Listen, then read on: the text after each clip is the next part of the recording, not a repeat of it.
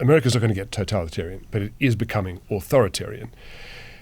Orwell said that political speech is designed to make truth look false, designed to make murder look respectable, and designed to give the appearance of solidity to pure wind. So you end up with there is no reality, nothing can be believed, and so when a people believe nothing, all they're left with is the ruler. If you heard the news that Donald Trump fired the head of the Bureau of Labor Statistics on Friday and responded with a shrug, you probably weren't alone. How do or die are monthly job statistics? And wasn't this just another instance of Trump attacking someone whose findings he didn't like? Not according to experts from across the political aisle who have raised the alarm that this move represents a different threat altogether, even for Donald Trump. Today, international and political editor Peter Hartcher on what history tells us happens once a country's leader starts controlling the facts. Okay, Peter, so let's start with the basics. Who did Donald Trump have fired on Friday and why? He fired a lady called Erica McIntyre, who was the director of the Bureau of Labor Statistics, which sounds like a small think tank or some arcane body, but it's actually the institution that produces the core economic statistics for the United States. So she was America's national statistician. And so tell us, what sort of data does her bureau put out? The one over which she was sacked was the employment jobs numbers, which is pretty important because it tells you what's happening to the jobs market, whether it's getting stronger or weaker, whether unemployment's getting better or worse. But it also puts out the inflation measure, which is critical to whether interest rates are supposed to be going up or down, to tell you whether inflation is under control or not, and a whole raft of other statistics. Now, just to put a fine point on it, Trump called the data rigged. He called the report a scam. He said the numbers were ridiculous. Just before the election, this woman came out with these phenomenal numbers on Biden's economy. Phenomenal numbers. And then right after the election, they announced that those numbers were wrong. And that's what they did the other day. So it's a scam, in my opinion. My opinion is it's just additional scam. But there's no evidence, is there, that Dr. McIntyre actually cooked the books, right? My understanding is the evidence is quite to the contrary, that this is a bureau that's very trustworthy. Well, it was consistent with past practice, everything that the Bureau did. And in fact, the woman who is the director of the Labor Department under which the Bureau sits, a Trump appointee and a Trump loyalist, that morning went public to say that the jobs numbers were positive and to say everything is okay. And I can tell you this, what I'm hearing on the ground is positive. People are excited about what's happening on the ground. We're setting the table for a positive economy, and the American worker is going to win in this occasion because the president has their back. But then when Trump changed the tune by denouncing her and saying it's rigged, then the Labor Secretary changed her story and immediately said, it's terrible, everything's shocking, and this is all fake. It's the numbers that we're questioning. It's the accuracy. It's the modernization. Could there have been a harder look? Should we have had more information and more decision-making factors as to where these numbers came from? That's the question. And the official who had run the Bureau in Trump's first term also went public to say this is completely normal practice. There's nothing wrong here. No professional investor, economist, statistician has said that there was any departure from normal practice. Doesn't mean the numbers were perfect. The numbers are never perfect because you're trying to measure jobs growth across a 250 million people. So it's always a sample. There are problems with the samples. The samples are routinely revised up or down in following months as more information comes to hand. All of that was going on with this number, but that's absolutely normal. And we know, certainly I know now more than I did before after reading your column, that reliable statistics are absolutely crucial to democracy, right? So walk us through this. Why so? Well, there are the specifics like, what should interest rates be set at? But the much bigger picture, and why this is such a telling moment, I think, is that if you have agreed points of reality if you can agree on some official data, then you have a starting point and perhaps even an ending point for debate and policy.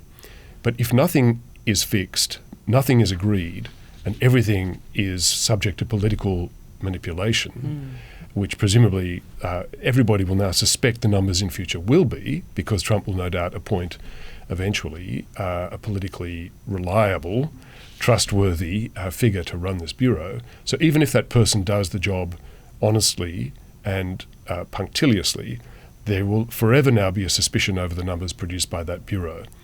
Now, there will be compensating things will happen. Private sector outfits will try to produce their own estimates.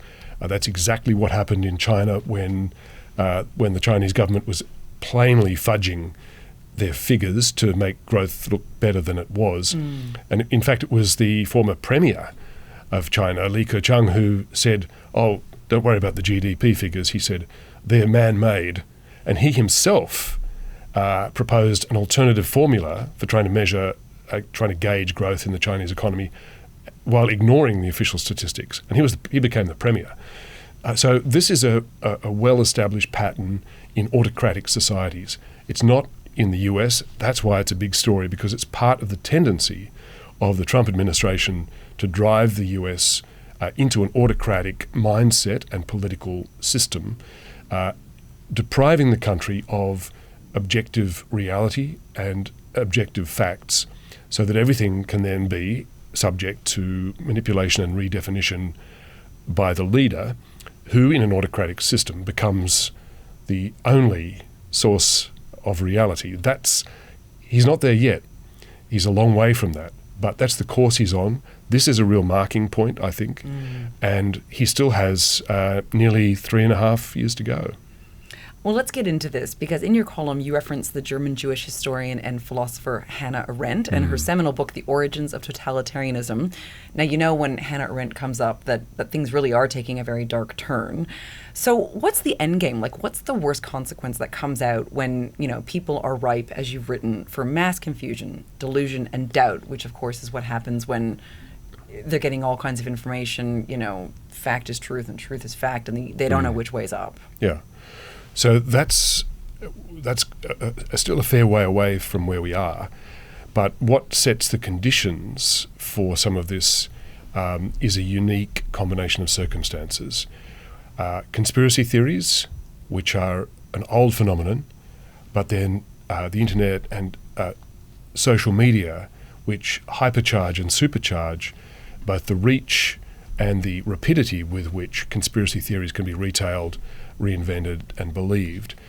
And if you put that together with a president who for years now has been a master of the conspiracy theory, in fact I would submit he's possibly the most effective and prolific producer of conspiracy theories, maybe only in competition with Russian bot farms, troll factories.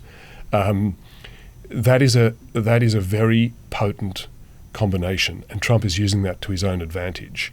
Samantha, I was amazed. I knew that we all know that Trump is big on promoting conspiracy theories, but I looked up how many he might have supported. The very first one that got him attention politically was the one about Barack Obama, the so-called birther conspiracy theory that he'd been born in Kenya, he was secretly a Muslim, and therefore, as a foreign citizen, he couldn't be US president.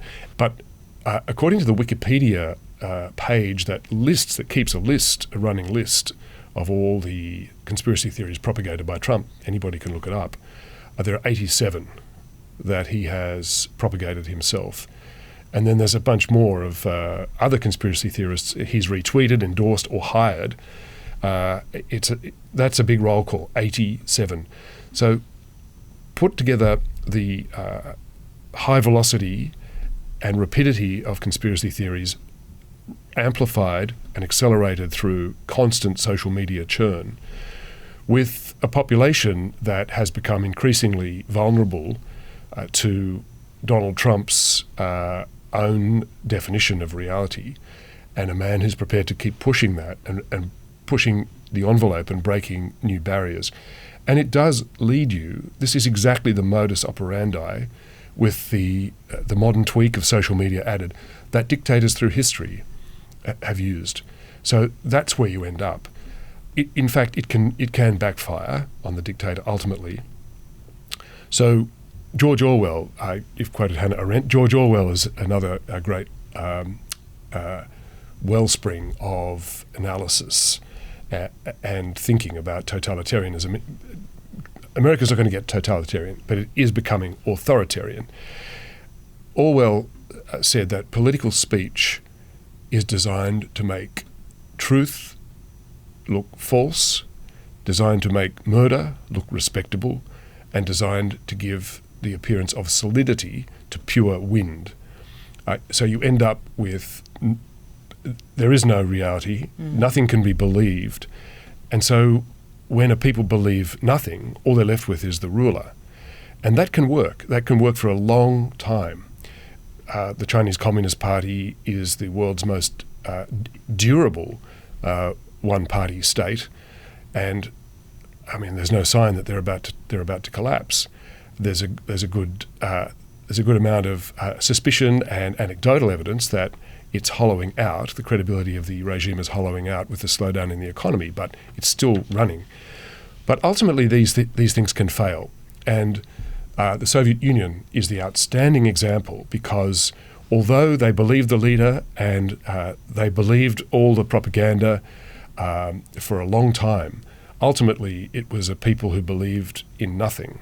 They could trust nothing, believe nothing, and ended up hollowed out a system where what looked robust and strong from the outside, you could just push it and it toppled over because there was no substance. Nobody believed anything, including the leaders anymore, the party anymore, nothing at all. So it can backfire if you're too successful in gutting a common grasp of reality. Right, but I guess if that's an illustration, then in the case of the Soviet Union, really it takes for a society to be at near collapse, like to really to have endless bread lines, Yes. and people just in absolute destitute scenarios to Yes. sort of really see what's happening. Yes, and the dominant ruler in the early phase, of course, Stalin, it served him very well for a very long time to the end. So that took a very long time. Yeah. Well, it's funny you mentioned Stalin. I mean, normally we don't talk about Stalin being funny, and it's not funny. But I was, reading the commentary about Trump's latest firing, and one of the examples that the New York Times at least gave was that in the former Soviet Union under Stalin, the Soviet census official was arrested and executed when his population count came in lower than Stalin had announced. So we know that these can get to really dark places. And I guess my question is, do you have any sense of how the American people are feeling about it? In isolation, it's taken days before even the most serious American press has started to analyse and ruminate on the deeper implications of this for big investors and economists to start saying, well, hold on, what are we going to do for reliable information? The ordinary people are generally too preoccupied with their daily tasks and needs to be politically engaged enough to fully care about the sacking of just one more person. I mean, most people struggle to keep their own jobs or look for jobs, which was the point of the jobs number over which she was fired, right? That the jobs market was at its weakest in 5 years. That's right. He'd to said care that, enough about the one official who got fired. Sorry. No, that's it. No, because he had been saying, I believe, for months that the U.S. now has the hottest economy. And as I saw someone write about, what's been happening, these figures show that it's lukewarm at best. Yeah, that's right. And you had the anecdote about, what do you do with inconvenient official statistics? Another good example from China was a couple of years ago, where the youth unemployment rate was going up and up, and it was obvious to anybody in the society that young people were having a harder and harder time to get jobs as the economy slowed and stagnated. So when that unemployment rate got to 21%, that series was simply cancelled and disappeared. And for a few months there was no publication of any youth unemployment rate. Problem gone. Miraculously, a few months later, a new series, a recalibrated series, started publishing, which had the youth unemployment rate down to 15%. So all it takes is a little recalibration, and the problem goes away. So this is exactly the sort of manipulation that dictators love to do and dictators can get away with. And so what sort of short-term impacts are we likely to see, do you think, for the United States? Like, are we likely to see some real economic problems? Well, it's not adding any positive incentive for investors to keep faith in the US. There have been a lot of anxieties from almost the beginning of the Trump administration about his commitment to, for example, fiscal policy, the debt. And what he's done with the so-called Big Beautiful Bill is to commit to trillions of extra dollars of debt. There are questions about the dollar, questions about all sorts of things, his tariff policy. But so far, confidence hasn't cracked. There have been moments where markets have had some anxiety, but nothing has yet cracked. This is just one more negative adding onto the negative side of the ledger for investors who are thinking about the US. So I wouldn't say it's going to crack. But look, this brings us to the big one, which is the Federal Reserve, which is the central bank of the United States, because this is inextricably bound up with the story that we're talking about. Well, tell us this, because as you pointed out in your column, logic would dictate that Trump, who really hates the head of the Reserve Bank in America, Jerome Powell, he's constantly calling him names. He's been pressuring him for as long as I can remember, really, to finally cut interest rates, and he has refused. This would have been the perfect excuse for him to finally sack him and go, look, you've got it wrong. You haven't cut interest rates. These numbers aren't good. Yeah. So tell us what this means. Well, what it shows us is that when that statistic published showing the weakest job market in 5 years, Trump could have seized on that, turned around and said, look, I've been vindicated. Jay Powell has held rates too high, too long. He's killing the economy. He's killing the jobs market. Everybody's suffering. I'm going to appoint a credible central bank governor, Federal Reserve chair, as they call it in their system, and we're going to deal with this problem. Instead of targeting the economic player, he targeted the economic narrator, the person who produces the statistics. Because, to my mind, this shows us his priority. It's more important to control the narrative and his definition of facts than it is to control the actual economic outcome. So I thought that was a telling moment where it shows you the all-important value he places on narrative and on being the sole definer of facts. And what sort of narrative do you think does this tell us, what sort of narrative he wants to tell? Or is it really just to confuse the people, as with what we've been discussing, to, just be so confused that they have only his word to go by and essentially he can just control the people? Like, is that what this indicates, or is there a particular narrative that he's wanting to spin? I think it's two. I think there's a specific and then the general. The specific is that he promised, remember his first inauguration, he had said that America was in a state of American carnage. Yes. And then he has promised to replace that with a golden age, make America great again. So by changing the economic narrative, or let me say, redefining the economic statistics to make things look better than they really are, he's trying to say, look, I'm delivering on my promise of the golden age. It's not the weakest job market in 5 years. That's rigged. Things are better than that, and it's all great. So that's the specific. The general, though, is, as you say, this is just one part of a much broader movement. He doesn't want any alternative source of fact or expert opinion even. So he's intimidating the elite universities to shut up their experts. He's defunding the public broadcasters. He's unleashed an anti-science health secretary to shut down the two great sources of health and science research in the US, the National Institutes of Health and the CDC, Center for Disease Control. It's a war against science, a war against knowledge, a war against expertise, which is partly consistent with any populist. They're always anti-elitist. But in this case, it's also to take down any alternative source of expertise, again, to emphasize himself as the only and central source of reality. And I want to ask you what you think is scarier from this entire scenario that we're discussing. Is it that Trump has made this move by showing yet again he's willing to fire a senior government official whose facts don't flatter him politically? Or is it that nobody in his administration has revolted against it? Yeah, well, I suppose it's a measure of the progress he's making that nobody will stand up to him. And the Republicans in the Congress are similarly not entirely, not uniformly spineless, but it's getting pretty close. So what's going to stop or resist this movement? What's going to push back? So far the Democrats have proved utterly useless. The Republicans have all surrendered to Trump. His administration, as you say, they're all simply reading the talking points and following the leader. So an unopposed leader is automatically, that's the definition of an autocrat. So the vaunted institutions which were supposed to stand against a tyrannical overcoming of the US, well, they're not doing so well. The courts are still producing some resistance and some objective checks on his power. And to a point, they're working. But again, he's ignored some rulings, he's respected some others, worked his way around some others. But again, we're not even 1 year into his term.